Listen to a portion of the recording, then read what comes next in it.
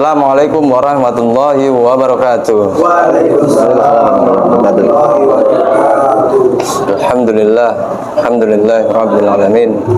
Salatu wassalamu ala asrofil anbiya'i wal mursalin Maulana Muhammadin wa ala alihi washabihi ajmain. Amma ba'du. Baik teman-teman yang dirahmati Allah Subhanahu wa taala, hari ini kita sedang mampir di sebuah warung kopi. Kita akan menceritakan sebuah perjalanan kita ke Surabaya untuk melakukan sebuah aksi menuntut dihukumnya penista Al-Quran yang ada di benua biru sana. Dan kita ada berdelapan orang ini, 8 orang, dan Masya Allah kita tidak kita tidak hanya berjuang harta, kita berjuang lelah, letih. Baik, kita tanya satu persatu, kenapa kok mau capek-capek perjalanan jauh, ya hilang harta, ada motivasi apa di balik ini semua? Baik, kita akan tanya satu persatu. Ini ada 8 orang. Terima kasih. Kalau saya sih panggilan jiwa. Kenapa panggilan jiwa? Ya, Al-Quran ini kan merupakan pedoman ya, pedoman hidup semua umat muslim yang ada di dunia. Ketika pedoman kita itu dibakar ya oleh dihinakan oleh orang-orang kafir, ya kita harus, jiwa kita itu harus terpanggil kayak gitu. Jadi motivasinya itu ya, jauh-jauh kita membela Al-Quran karena dihina ya. Tetap semangat ya. Oke. Ini lanjut sama nih. Mulai dari ujung sana ya, paling muda. Mahasiswa. Ya. Ini Mas Yuda nih, motivasi dan kesan di aksi ini apa gitu? Alhamdulillah, seperti yang dikatakan siapa tadi, Pak Fuad ya? Ya. Ini merupakan panggilan jiwa. Mungkin saya itu tidak banyak bisa berkata-kata, merangkai kata-kata, tidak bisa berpuisi seperti halnya influencer-influencer yang di sosial media dengan rangkaian kata yang sangat indah. Kemudian mereka juga membela Al-Quran, menyampaikan Islam dengan baik. Maka ini salah satu jalan bagi saya untuk mengekspresikan wujud cinta saya kepada Al-Quran. Walaupun tidak dengan kata-kata, saya bisa turut hadir meramaikan aksi bela Al-Quran ini dengan sedikit yang saya miliki, yaitu tenaga saya, walaupun tidak banyak. Takbir. Wow. Oke. Al-Quran ini kan menurut kita sebagai kitab suci, kitab yang dimuliakan oleh umat Islam, yang Rasulullah sendiri mendapatkannya itu sudah lama, dan memperjuangkannya juga tidak begitu saja. Maka kita sebagai umatnya juga harus melanjutkannya, kita harus meneruskannya apa yang telah Rasulullah perjuangkan. Begitu dari saya. Oke, luar biasa. Tapi lelah nggak ini? Capek nggak? Secara manusiawi, ya lelah. Lelah. Capek nggak? Capek. Bohong kalau nggak capek. Besok kalau ada seperti ini datang lagi nggak? Insya Allah datang lagi. Tetap semangat ya. Karena semua ini akan ada gantinya insya Allah dari Allah. Masya Allah. Oke, ini lanjut nih Bang Marsal nih. Nah, juragan ini. Ya. Betul. Ya. Kalau saya itu kan sebenarnya kan kemarin ditawari nggak ikut. Soalnya memang banyak urusan, tapi alhamdulillah karena kita memang niat untuk berjuang di jalan Allah, urusan itu selesai. Dan akhirnya pada pagi hari tadi, kalau ada kesempatan mau berangkat, ada satu kursi, saya ikut, kalau nggak ada ya nggak masalah. Kursi mobil maksudnya itu Masya Allah, bagian gitu. luar biasa. Alhamdulillah masih ada kesempatan dan teman-teman masih mau menghampiri saya dan akhirnya berangkat. Kenapa kok saya paksakan untuk berangkat? Ya kalau nggak dipaksa ya nggak berangkat gitu loh. Berangkat ya. Kenapa kok terpaksa? Soalnya itu bagaimana mungkin Al-Quran yang di setiap kita sholat, di umul kitabnya itu kita baca dalam sholat, itu dibakar terus kita diam aja. Itu bukti salah satu tanda keimanan di dalam hati kita. Kita membela dengan walaupun itu jauh, insya Allah fadilahnya juga banyak. Kita menjadi seorang musafir dari Blitar ke Surabaya, terus pada hari Jumat, terus kita sudah berjuang jalan Allah. Memang benar kata Mas Fidan, insya Allah akan diganti. Siapa yang menolong agama Allah, kita tuh pasti akan ditolong. Bagaimana mungkin Al-Quran yang di dalamnya itu ada hukum-hukum Islam yang begitu kompleks, lengkap, dihinakan, dibakar ya. Kalau dibakar itu kan sampah. Kalau Quran dibakar, mereka sudah menganggap Quran itu sebuah sampah.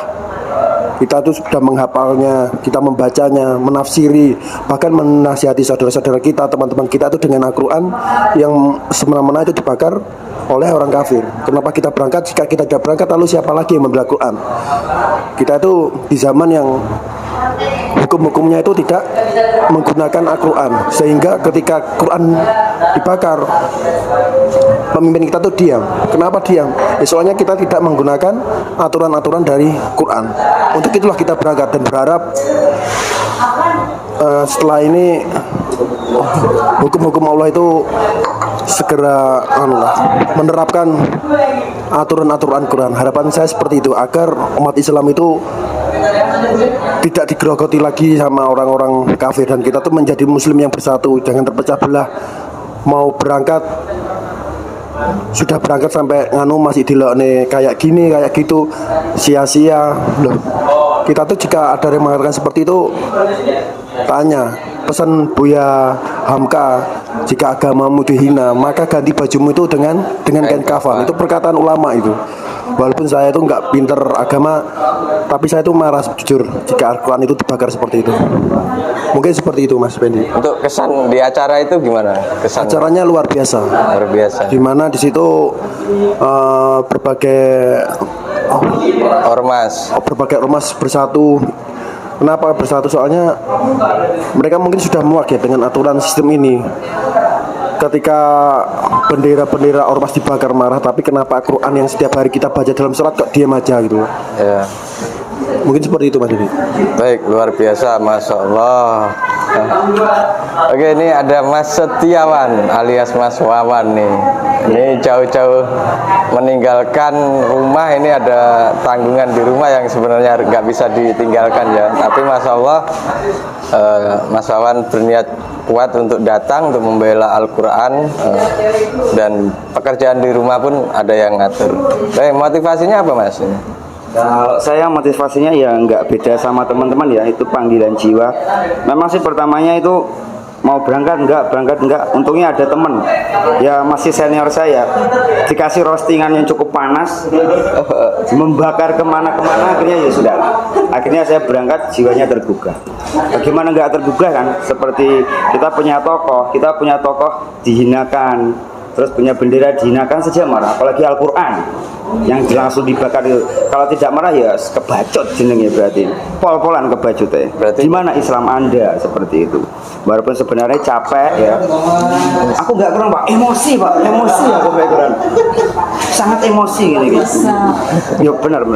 Jadi ya kesannya sebenarnya capek, sangat capek, lelah, semuanya terkuras, tapi ya insya Allah diganti sama Allah dengan yang lebih baik. Ya kesannya seperti itu. Monggo Pak Imam, jangan ngantuk Pak Imam, bangun. Nih ada Pak Imam ini, Pak Imam luar biasa ini. Luar biasa ini, sering datang ini, Masya Allah. Sering datang di acara seperti ini ya. Ini veteran kita. Saya motivasinya Pak, meninggalkan istri membawa anak untuk aksi ini gimana? Motivasinya luar biasa ini. Allahu Akbar. Ya kalau saya hampir sama ya dengan teman-teman. Kita ke Surabaya itu karena panggilan keimanan.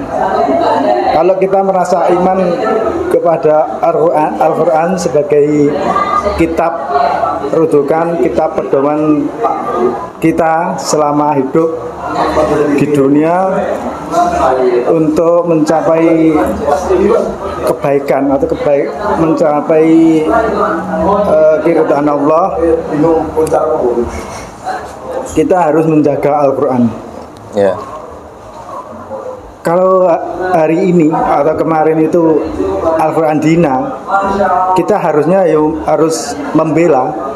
Kalau kita nggak bisa membela dengan kekuatan, paling tidak kita membela dengan aksi seperti tadi. Itulah bukti keimanan kita yang kita tunjukkan besok kalau kita sudah meninggal mungkin di hadapan Allah. Inilah bukti kecintaan saya kepada Allah dan kitabnya. Gitu. Ya. Motivasi saya. Itulah Andy. Siap, oke, luar biasa. Ini kita tunjukkan kemarahan kita ketika agama Dina. Ini Pak Imam belum loh, Pak Imam. Kesimpulan. Oh, kesimpulan. Nah, ini dulu dong. Pak Imam dulu dong.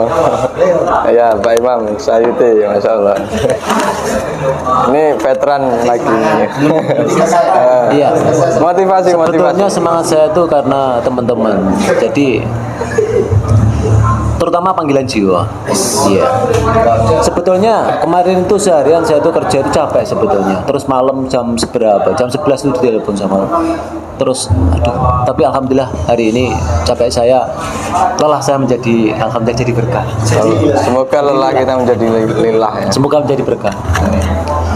Iya, semangat saya karena pedoman saya, pedoman pada umumnya pedoman umat Islam ya, pedoman saya sebagai orang Islam, Muslim, itu dilecehkan. Makanya saya darah saya itu naik dalam arti panas. Jadi meskipun sebelumnya darah saya itu rendah, akhirnya begitu tahu akhirnya jadi meninggi, terbakar ngomong. Nah itulah. Dan melihat semangat lagi itu setelah nyampe Surabaya, bahwasanya banyak saudara-saudara kita yang peduli atau yang terpanggil jiwanya untuk membela pedomannya yang dilecehkan, tapi tambah semangat, jadi tambah kebakar gitu. Ya, mereka tersentuh hati ya ketika Al-Quran yang kita sucikan, kita kita pegang ketika kita harus berwudu dulu ya kan. Kita kok tiba-tiba dihina oleh orang yang tidak mengerti Islam. Iya. Yang bukan. Itu tadilah saya marah karena itu yang mengatur kehidupan saya pribadi dan pada umumnya manusia dan alam. Itu dihina, dilecehkan, siapa yang nggak akan marah? Dan banyak loh Pak yang nggak marah. Oh masa gitu ya? Banyak. Orang mayoritas di sini umat Islam kok yang datang. Coba. Cuma yang dari kota kita sendiri mayoritas Islam yang datang cuma berapa? 7 orang. Iya. Jadi itulah. Kesan acara tadi luar biasa. Luar biasa. Iya. Jadi menambah semangat kita. Semangat keimanan. Menambah tebal iman kita. Dan mudah-mudahan ini menjadi salah satu pemberat timbangan pahala kita nanti ya. Iya, jadi secara tidak terima kita karena itu warisan dari junjungan kita Nabi besar Muhammad SAW yang diwariskan kepada kita, dan warisan itu kok dijajah atau diremehkan gitu loh. Jadi kita otomatis lah tidak terima. Otomatis. Oke. Cukup segitu. Oke. Oke, langsung gonge ya. Langsung gonge Pak Amin. Plastik lagi. Jangan Pak, bapaknya harus calling dong. Aku nggak takut motivasi nih Pak Amin gitu. Aku tanya lain. Nah, saya mau tanya Pak Amin. Nah, kenapa kok Al-Quran ini ya kan umat Muslim 1,7 miliar di dunia, ketika ada satu orang yang menghina yang membakar Al-Quran itu menjadi, padahal Al-Quran kitab suci umat Islam yang jumlahnya 1,7 miliar. Mereka kok berani, padahal cuma satu orang loh Pak. Kenapa? Ya mereka berani karena kita takut. Coba kalau kita berani, mereka yang takut. Ya baik, oke. Mungkin di kesempatan yang enggak panjang ini ya, karena kita udah capek semua ini. Pertama saya ucapkan alhamdulillahirrahmanirrahim, Maha Suci Allah yang dengan segala kekuasaannya telah mengaruniai kita berdelapan hari ini sebuah nikmat yang luar biasa, nikmat sehat, nikmat waktu, nikmat uang ya, dan nikmat bantuan dari banyak sahabat-sahabat kita yang lain yang nggak bisa hadir, yang menjadi asbab kita hari ini bisa menunaikan kewajiban kita ya sebagai seorang yang beriman, yang ngakunya beriman, yang ngakunya masih Islam, kemudian melihat fakta Al-Qur'annya dinistakan. Nah, itu menjadi sebuah kewajiban untuk melakukan pembelaan. Ya. Kenapa wajib dan sebagainya nanti kita coba bahas sepintas-sepintas, yang penting bisa dipahami ya. Nanti kita akan berujung pada pertanyaan Mas Huzan. Pertama kita coba pakai satu dasar dari dalil, nanti coba lagi kita pakai satu dasar bersifat rasionalitas atau akal ya. Ini saya kutip di sebuah situs ya, dari almanhaj.org.id ya. Di sini diceritakan oleh narasumbernya, oleh penulisnya, bahwa terkait dengan peristiwa penghinaan atau penistaan terhadap Islam maupun ajarannya maupun simbol-simbolnya ya. Di sini diceritakan bahwa dalam suatu ketika di dalam episode Rasulullah dan para sahabat ini terjadi di peristiwa perang Tabuk.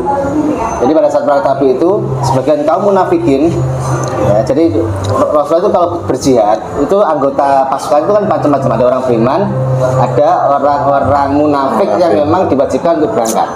Ya, jadi mereka itu munafik tapi mereka berangkat. Ya memang itu ya memang dipaksa karena mereka menjadi bagian dari wilayah negara Madinah seperti itu. Nah, dalam satu kesempatan kaum munafik ini menghina para sahabat. Ya, mereka menghina, ya mengolok-olok, sekarang julid atau apa sekarang nyinyir ya, menyinyiri para sahabat radhiyallahu anhum. Padahal kita tahu sahabat Rasul itu orang-orang mulia yang barangkali nggak akan pernah ada tandingannya sampai nanti hari kiamat ya. Karena mereka adalah generasi emas, generasi terbaik yang menjadi penolong agama Allah di samping Rasulullah. Nah, melihat nyinyiran dari orang-orang munafikin ini, itu Rasulullah ternyata responnya di luar dugaan ya. Sebagian kita kan selalu mengatakan Rasul itu lemah lembut, tidak pemarah, pemaaf dan sebagainya. Ternyata urusannya hina menghina Islam, hina menghina ajaran Islam, simbol Islam, termasuk menghina waktu itu sahabat Rasulullah, itu menjadi simbol Islam utama pada saat itu kan. Itu Rasulullah itu responnya sangat keras, sangat tegas ya. Jadi beliau tidak memaafkan ternyata. Jadi beliau itu tidak memaafkan si orang-orang munafik ini ya, dan tidak menerima alasan apapun. Jadi kadang tidak menerima uzur. Jadi mereka mau beralasan apapun tidak diterima oleh Rasulullah ya. Kenapa Rasulullah melakukan itu? Karena ada pada saat itu turunlah wahyu untuk menjawab olok-olok si para orang munafik ini ya. Kan mereka ngakunya kita hanya guyon kok, bercanda, nggak serius ini, nggak serius gitu kan. Nah, ternyata langsung turun ayat untuk menjawab itu, luar biasa. Dan ayat ini Allah firmankan di dalam surat At-Taubah ya, surat At-Taubah surat ke-9 pada ayat yang ke-66.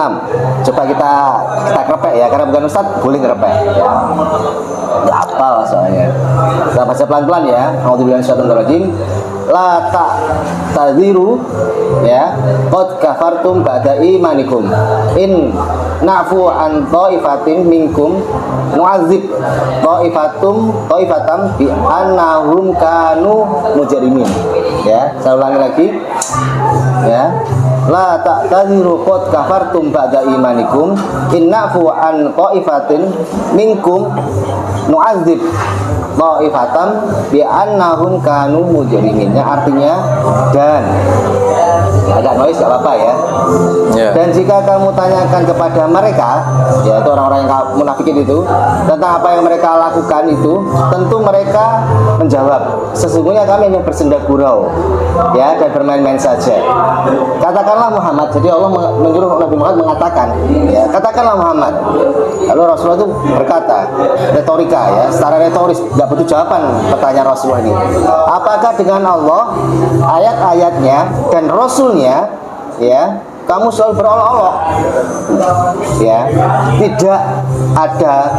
tidak usah kamu minta maaf. Jadi ayat ini redaksinya begitu, redaksi ayatnya begitu, tidak usah kamu minta maaf, ya. Rasul kan hanya melafazkan apa yang Allah firmankan. Jadi ini hakikatnya Allah yang bilang, tidak usah minta maaf kalian, gitu kan, karena kamu kafir sudah beriman. Jadi orang munafik ini kan, orang munafik, namanya orang munafik kan dia sudah bersahadat, tapi hatinya enggak beriman. Maka Allah langsung menjudge mereka, ya, nggak usah minta maaf, kamu itu kafir lagi. Artinya apa? Imannya batal. Nah, jika kami, jadi Allah kemudian memberikan sebuah gambaran, jika kami memaafkan segolongan dari kamu lantaran bertobat, ya, niscaya kami akan mengazab golongan yang lain, ya, di antara disebabkan mereka adalah orang-orang yang selalu berbuat dosa, ya. Jadi menistakan, menghinakan, menyinyiri Islam dan segala sesuatu yang langsung teridentifikasi sebagai representasi Islam, itu oleh para ulama di sini dikatakan memasukkannya sebagai salah satu faktor pembatal iman. Dasarnya dasarnya ayat ini atau ayat 66 ini. Ya, jadi hati-hati. Jangan menjadikan bercandaan soal surga, neraka, soal malaikat, soal kitab suci, soal rasul, karena itu bagian dari rukun iman, gitu loh, ya. Nah, itu dari sebuah hadis, ya. Nah, ini kita kutip dari pendapatnya Imam Ibnu Taimiyah, ya, Syekhul Islam Ibnu Taimiyah rahimahullah, mengatakan bahwa menghina Allah Azza wa Jalla, ayat suci dan Rasulnya adalah perbuatan kekafiran yang membuat pelakunya kafir meskipun dia telah menyatakan beriman. Ini untuk pelakunya. Nah, soal yang tadi Rasmus Paludan itu memang orang kafir, kita nggak bisa ngapa-ngapain. Cuman problemnya ada orang yang ngaku Islam itu dia justru bernada membela Rasul Paludan dengan alasan kebebasan berekspresi, dengan alasan kemudian itu Allah yang sudah menjaganya, tidak mungkin Allah itu menjadi hina hanya dengan atau karena dibakar, tidak mungkin, Allah itu sudah menjaganya sampai hari kiamat. Bener dalilnya, tapi tidak pas makanya. Jadi Paton Suloyo, gitu ya. Nah, itu dalilnya. Jadi hati-hati kalian yang kemudian hanya diam atau bahkan diam-diam dalam hati kalian itu tidak keberatan sama sekali, nggak ada rasa amarah sedikit pun ketika Al-Quran dibakar. Hati-hati.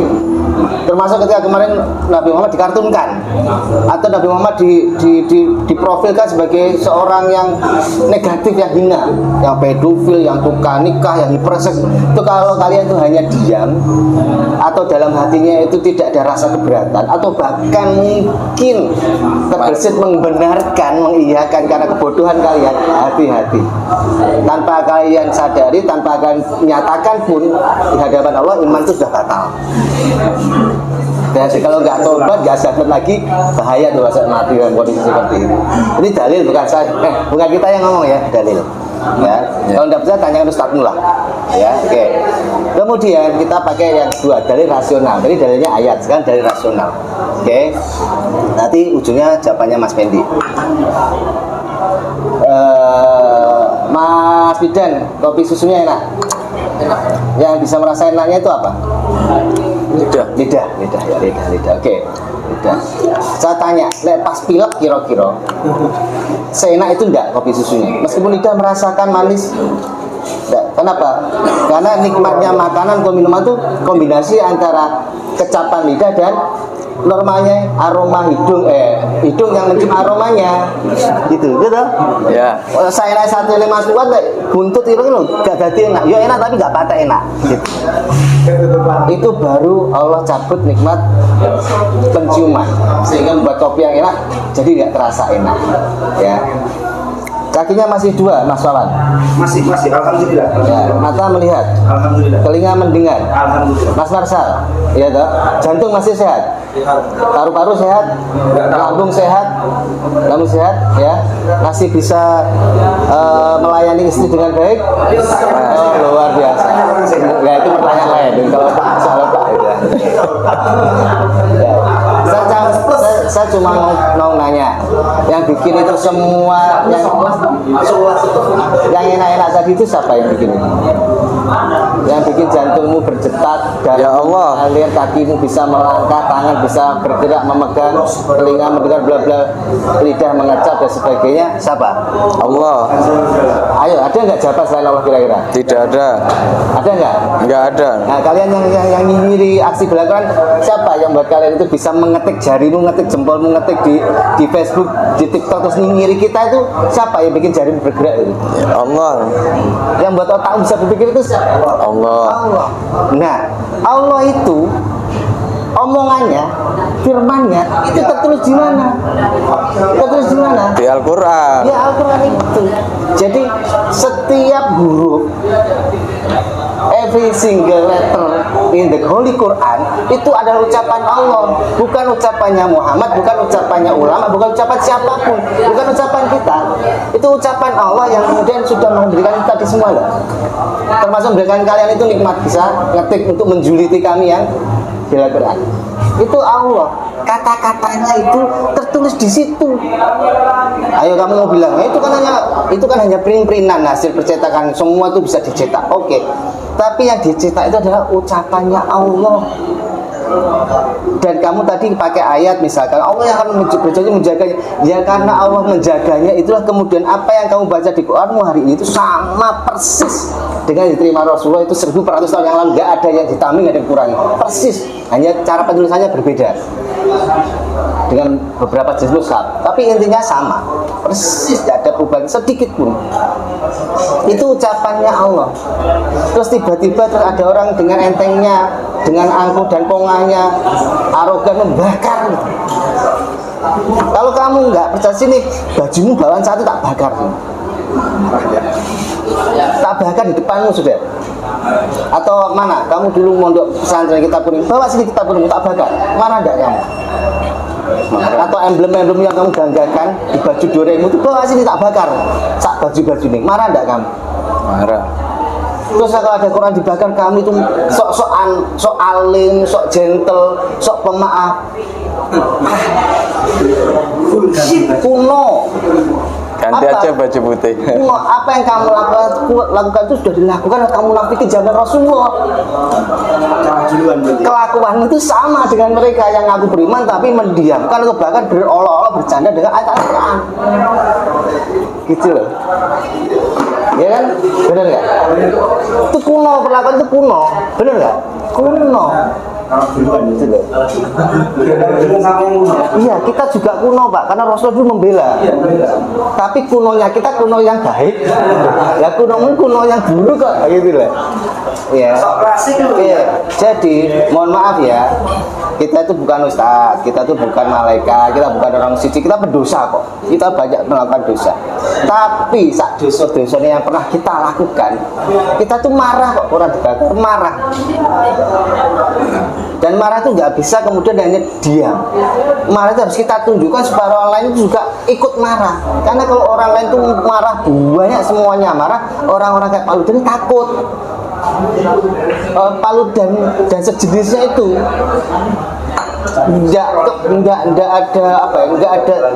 nggak ada rasa bersalah sedikit pun melukai kita dengan membaca Al-Quran, dengan menghina Rasulullah, itu karena mereka melihat kita itu tidak ada yang takut, nggak ada yang marah maksudnya dengan perbuatan dia. Termasuk kalian-kalian itu yang kemudian seolah-olah membela dia, justru memusuhi kita yang berargumen. Itulah membuat mereka itu leluasa gitu. Nah terus nanti kalau rasional lagi ya, terus nanti kalau kita itu sama-sama di yaumul hisab, di hadapan Allah Subhanahu wa taala, lalu kita dihisab amal kita. Salah satu adalah amal kita manakala kita merespon kejadian pembakaran Al-Qur'an oleh si kafir Paludan ini. Nah kita kan dengan ya insya Allah kita ikhlas, insya Allah Allah ridho gitu kan. Kita kan nanti bisa bilang, saya sudah bela loh ya Allah, saya sudah marah, saya datang ikut aksi, saya takbir, saya berteriak, saya mengecam mereka, saya mengutuk mereka, dan saya meminta pertolonganmu ya Allah. Engkau tahu sendiri karena engkau mau tahu. Oh iya benar. Ya pasti Allah bilang gitu, Allah mau tahu. Nah, kamu mau bilang apa? Kamu mau bilang apa kita Allah tanya? Ketika Allah dibakar kamu ngapain Lin? Kamu saya nyinyiri teman saya berangkat bela Quran. Posisimu di mana? Oke. Apa kamu membela? Jadi teman-teman ya, Al-Quran adalah salah satu pokok keimanan kita. Karena dalam rukun iman kita itu salah satu adalah wajib mengimani Al-Quran. Ya.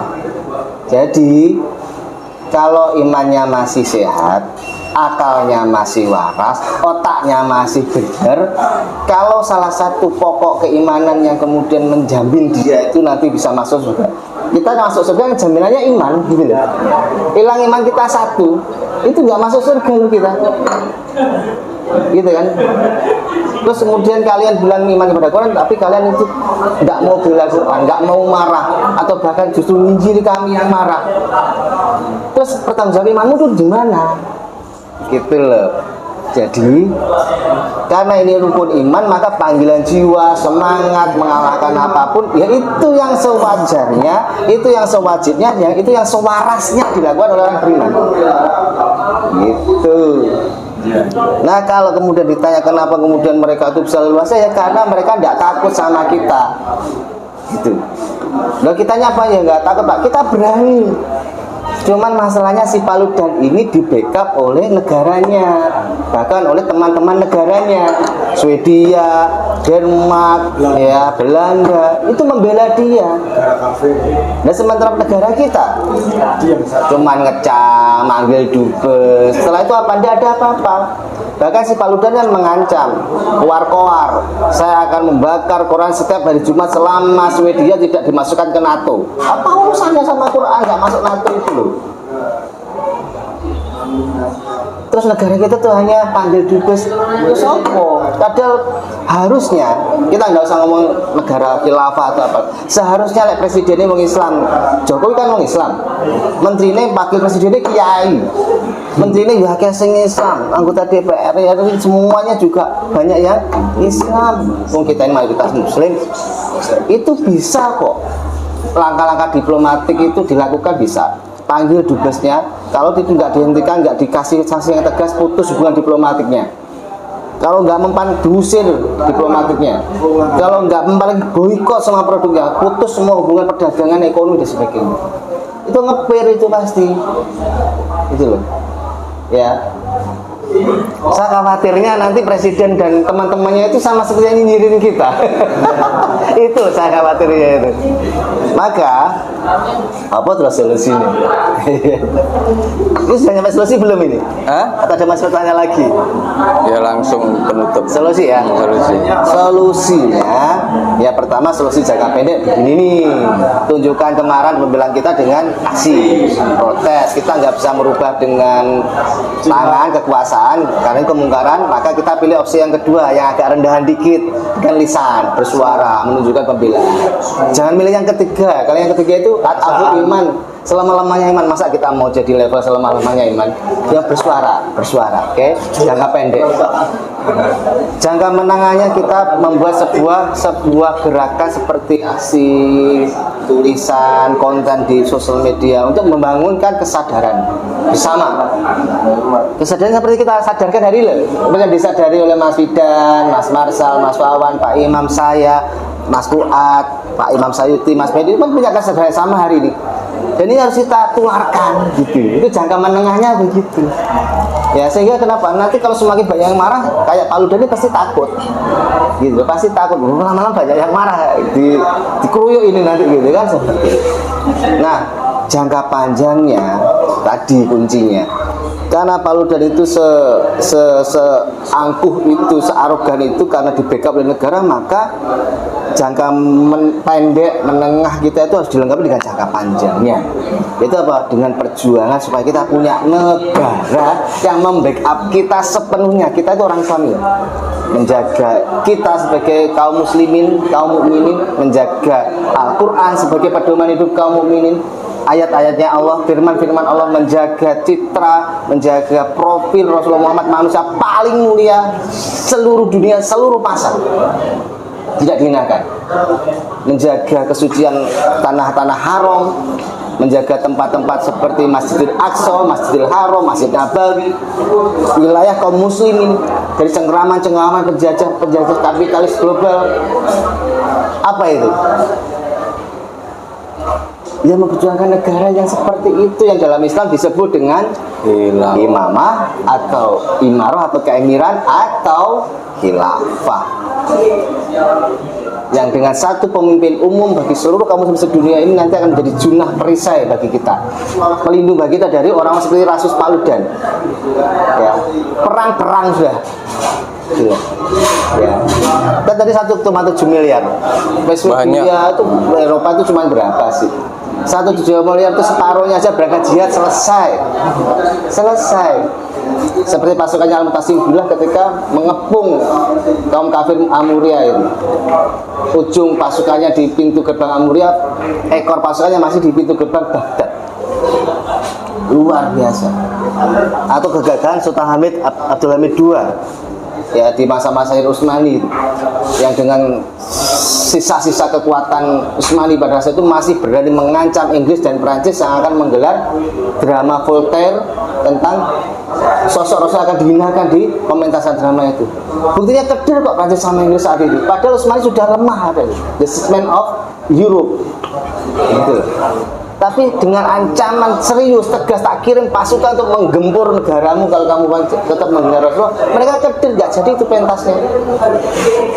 Jadi andaikan sekarang Recep Tayyip Erdogan, andaikan sekarang pemimpin Afghanistan, andaikan sekarang pemimpin Pakistan, pemimpin Malaysia, pemimpin Indonesia, pemimpin mana? Mesir, pemimpin Tunisia, pemimpin Maroko, semua negeri-negeri muslim yang dulu mereka mendapatkan nikmat Islam, sudah ada para pejuang dari pendakwah sejak zaman Rasulullah itu bersuara yang sama. Kepung Swedia, kepung Denmark, kepung Belanda, hancurkan Paludan, selesai. Apakah berlebihan? Tidak. Kenapa? Itu pernah terjadi. Dalam teori sejarah, sesuatu yang pernah terjadi di masa lalu sangat mungkin dan pasti bahkan terulang dan bisa terjadi lagi di masa depan. Nah, cuman nggak usah jauh-jauh. Sekarang kita kembali lagi kepada situasi kita. Posisi loh Pak Imam tadi benar. Posisi kita tuh di mana? Gitu loh. Kita bagian yang marah dan membela atau kita bagian yang diam dan nyinyir? Iya, nyinyir. Ya saya enggak suudon mereka membela, enggak. Mungkin ya karena kurang informasi, kurang literasi, atau mungkin karena tekanan-tekanan tertentu, mungkin karena cuan atau karena ya memang profesinya buzzer ya. Itu kemudian memberikan statement yang seolah-olah mengendorkan pembelaan kita. Tapi masih ada waktu, kita terus gelorakan pembelaan perjuangan ini, dan kalian ada waktu untuk tobat. Jangan sampai kena ayat ini tadi, batal imanmu. Ya. Jadi Islam itu bukan jaminan ketika di KTP masih Islam terus kamu Islam saya mati, tidak ada jaminan.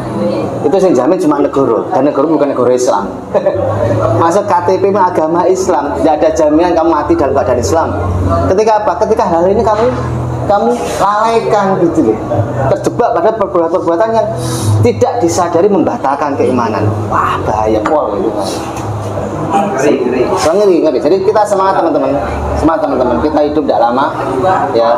Sesuatu yang predikam dengan kita dan paling pasti datang kepada kita adalah kematian ya, dan tidak bisa dimajukan, tidak bisa dimundurkan. Kalaupun kita hari ini setelah membilang kita mati, insya Allah ridho, kita ridho. Tapi kalian setelah nyinyiri aksi bela kera kita sekalian mati, ridho nggak kira-kira? Kalau saya sih ridho aja. Kurang yang ini saya. Kalau perlu lebih pedas lagi nyinyir ya, oke? Ya kayak gitu ya Mas ya. Mudah-mudahan ini bisa ini bukan dalil, ini bukan apa, kita bukan ustaz semua, kita hanya orang-orang yang memposisikan diri sebagai pembela dan kita setia berpihak kepada Islam, termasuk setia kepada Al-Quran. Kita itu ngapalin Quran itu susah mas, gak apa-apa. Mungkin baca kita masih pecontot, tajwidnya kurang tahsin, tapi mudah-mudahan dengan aksi kita yang ya cuma 2-3 jam, tadi kan perjalanan hanya 4 jam, PP 8 jam, ya uang kelewat 100-200 ribu oke lah, ya nggak ngabisin gaji sebulan kan, itu nanti menjadikan penolong kita, syafaat kita di mulai di alam kubur, kan ada hadisnya itu bahwa huruf-huruf Al-Quran, ayat-ayat yang kita baca itu kan menjadi penerang kubur kita loh.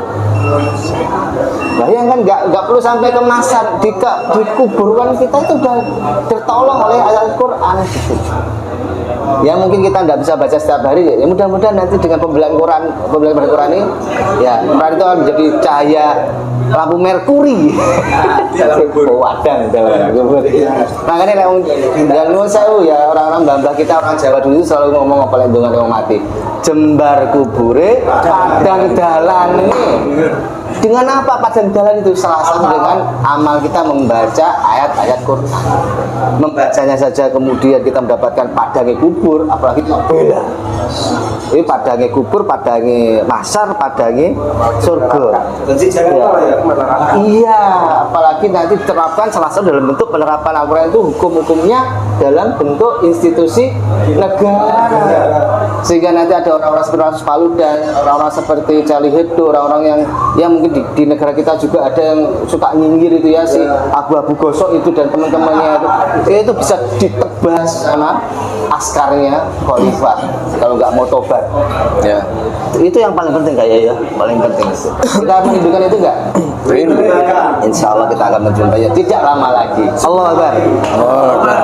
Kita aja mas, ngelak mas. Oke, itu luar biasa ya pemaparan dari Pak Amin mengenai dari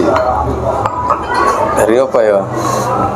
Dari segi individual umat Islam sendiri sampai ke politik ya, kita itu lemah secara individual. Pedoman hidup kita, kitab suci kita yang kita agung-agungkan, yang kita harapkan syafaatnya dikubur, dihina, kita tidak marah, kita tidak ada rasa kemarahan, tidak ada niatan untuk membela, bahkan menyinyir yang membela itu, waduh berat itu, hati-hati loh itu, hati-hati, awas loh, awas. Bukan kita yang ngomong awas, Quran loh yang ngomong. Quran. Allah yang ngomong Allah. Dunia itu sementara, akhirat selamanya. Manfaatkan dunia yang sementara ini untuk kehidupan yang lebih baik, yang kekal di akhirat nanti. Termasuk kita mencintai dan membela Al-Quran. Ya. Orang kaya mati, orang miskin mati. Ya. Mati. Ya, biasa mati. Tapi Raja Najib pasti mati. Berarti akan jelata nggak Najib?